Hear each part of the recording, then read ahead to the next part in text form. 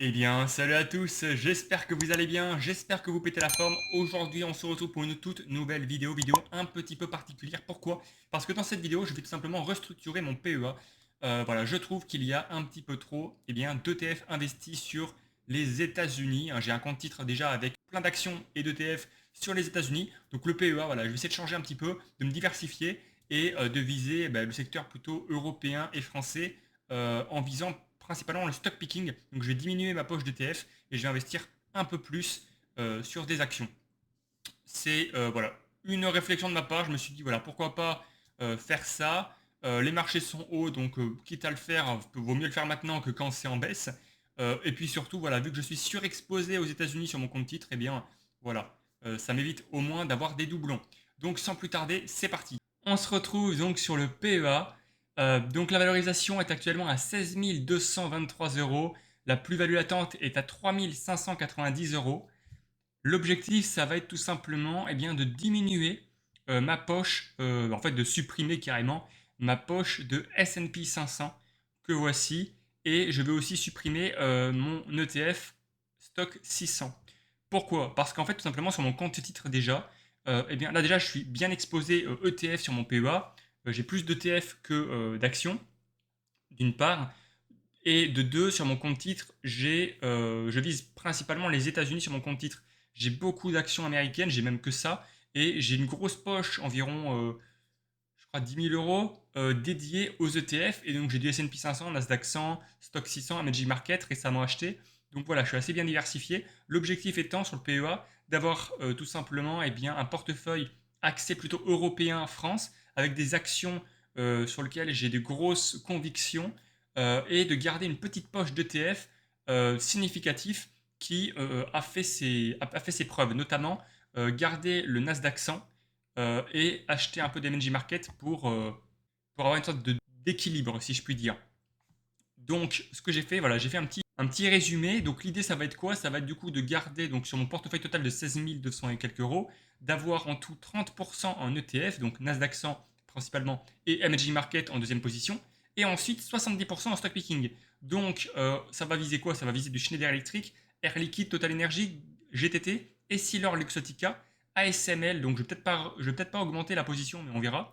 LVMH, Vinci, Euronext, Sanofi, Amundi, Neuronest, et j'ai oublié de rajouter Indépendance AM, puisque j'ai un Indépendance AM, je crois que c'est du small cap européen que je n'ai pas encore acheté, et un petit peu de 2 CRSI qui est une petite action assez intéressante, mais beaucoup plus risquée. Voilà un petit peu pour le programme aujourd'hui. Donc sans plus tarder, c'est parti. On va prendre le S&P 500. Donc j'ai combien de positions déjà? J'en ai 205 et on va clôturer ça. Alors c'est vraiment de la conviction pure et dure ce que je fais là, hein. Il n'y a pas de logique, c'est pas mieux ou pas mieux. Si, je considère que c'est mieux. Mais voilà, si j'étais pas convaincu de ça, je ne l'aurais pas fait, tout simplement. Donc là, 205. Au cours, on va faire au marché. Et quoi que c'est quoi, on va faire au cours limité. Et actuellement, l'action, elle est à 32,67. Tac, valider mon ordre. Donc on peut voir que les coûts liés au service sont de 6 euros. Donc c'est vraiment très très peu. Voilà, et on fait confirmer. Ordre transmis. On va tout simplement attaquer l'Europe, donc le stock 600. D'ailleurs, le stock 600, je suis allé vérifier, mais j'ai beaucoup plus de plus-value latente sur mon compte titre que sur mon PEA. Donc là maintenant, on va attaquer du coup le stock 600. Tac, validé, 2 euros et ça part. C'est bon, enfin la vente a été acceptée. Donc là on peut voir un peu, donc le portefeuille actuellement est de 8087 euros et j'ai 8096 euros de disponible à utiliser pour investir. Vous allez dans mes listes personnelles en haut à droite de votre courtier Bourse Direct et vous tombez là-dessus. Donc c'est en gros les favoris. Donc là ensuite qu'est-ce qu'on va faire? On va tout simplement acheter 1000 euros de Emerging Market et 900 euros de ETF Water, ou un peu moins, mais en gros c'est un peu les dépenses qui vont être faites sur les ETF de mon portefeuille, que je le rappelle c'est 30% ETF et 70% actions. Donc il nous faut 1000 actions Emerging Market, donc j'ai pris celui-ci parce qu'apparemment c'est le meilleur, et puis même quand on regarde les fondamentaux, les historiques, etc. au niveau de la croissance, il est très très bon. Donc voilà, le ticker et le code ISIN juste ici. On va tout simplement acheter donc pour 1000 euros de cet ETF, donc ça fait environ 27 parts. Si on arrondit à 36 euros. J'ai mis au prix du marché et voilà, 1023 euros investis, ce qui fait 29 positions. Et on a au niveau des frais 3,07 euros. Donc c'est au total des frais 5 euros. 5 euros pour 1000 euros investis, bon ça va, il y a pire. Tac, l'ordre est transmis. 26 positions au marché. Tac. On confirme. Voilà, on est bien dessus. Tac, tac, tac. Indépendance Europe Small, pas se tromper. Donc on va faire le tour un petit peu. Donc plus de 17,4%. Disponible PEA, PA, PME, assurance vie. D'ailleurs, je fais une vidéo un peu explicative pourquoi je n'ai pas pourquoi je n'ai pas ouvert de PEA, PME. Voilà, pour ceux que ça intéresse. Et puis peut-être que vous avez aussi ce projet-là d'ouvrir un PEA, PME. Donc voilà, avoir mon avis, ça pourra peut-être vous donner un avis global sur la question. Au niveau de l'encours, 1 milliard. Plafond du fonds cette année, plus 5,6%. Au niveau de la performance, on va dire qu'on va voir qu'il suit l'indice UX Small. Donc il est inférieur à son indice cette année, mais les années suivantes, il a explosé. On peut voir un 23,9% sur un an, 69, 106, l'indice il est à la ramasse. Donc très très bon rendement. L'historique de performance, encore une fois, donc il est assez récent, 2019. Je crois que le plus récent que j'ai, c'est 2024 ou 2023, un truc comme ça. Donc 2019, ça va encore. Donc sur 5 ou 6 ans, il a super formé. Et pas d'un petit peu. Là, on peut voir le petit graphique de performance. Voilà, indépendance Europe Small. Donc là, comme ça, je vais être bien bien centré sur l'Europe et sur la France. On pourra difficilement me dire l'inverse. Et un petit peu, voilà, les petits courtiers où on peut acheter ses fonds. Donc voilà un petit peu la liste, tout simplement. J'ai jamais fait le tour un petit peu des fonds, donc on le fait maintenant. Ok. Intéressant, assurance luxembourgeoise, que ça soit disponible, c'est vraiment pas mal. Au niveau du risque, niveau 4 toujours. Et donc là, on va tout simplement. C'est cet OPCVM que je vais prendre. Voilà, il est juste ici. Alors, je vais pas le prendre tout de suite. Ce que je vais faire d'abord, c'est vraiment me focus sur les actions que je veux réellement acheter en premier lieu.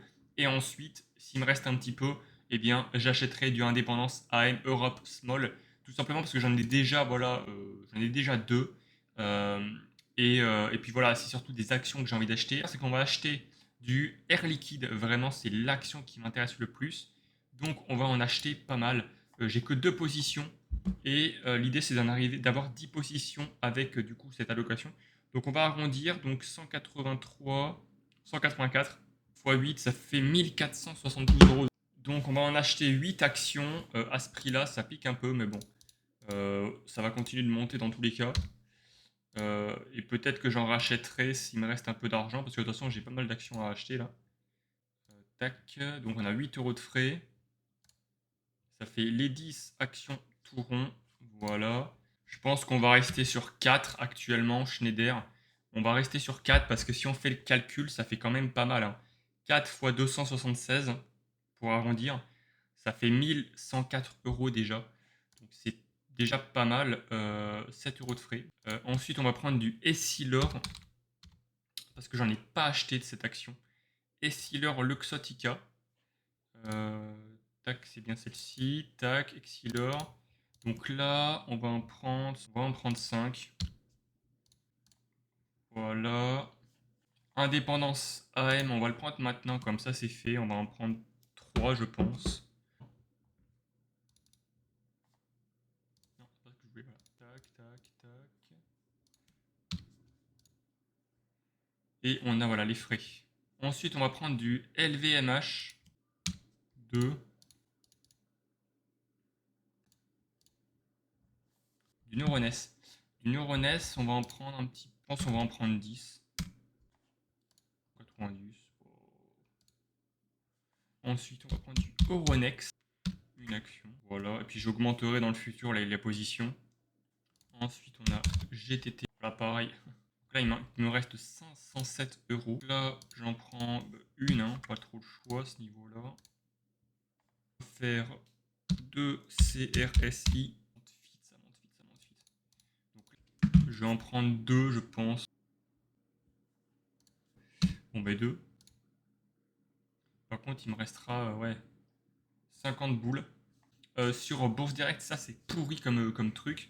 C'est que sur Bourse Direct, eh bien, la problématique qu'il y a dessus, c'est qu'on ne peut pas acheter lorsqu'on n'a pas au moins 80 euros. Donc c'est vraiment pas terrible, c'est vraiment nul. Mais bon bref, en tout cas, j'aime bien mon petit portefeuille, même si j'ai pas pu acheter tout ce que je voulais. C'est comme ça. En tout cas, j'espère que ça va bien marcher et qu'à la fin de l'année, on se retrouvera avec une bonne petite plus-value. Voilà, ça pourrait être intéressant. Et puis voilà, en tout cas, j'espère que cette vidéo vous aura plu. Petite vidéo réallocation du portefeuille, dites-moi ce que vous auriez fait à ma place. Et voilà les amis, la vidéo est finie, j'espère qu'elle vous aura plu, j'espère qu'elle vous aura fait kiffer. N'hésitez pas à mettre un petit pouce bleu, à mettre des commentaires et à vous abonner. Et puis moi je vous dis à la prochaine pour une prochaine vidéo. Allez, peace!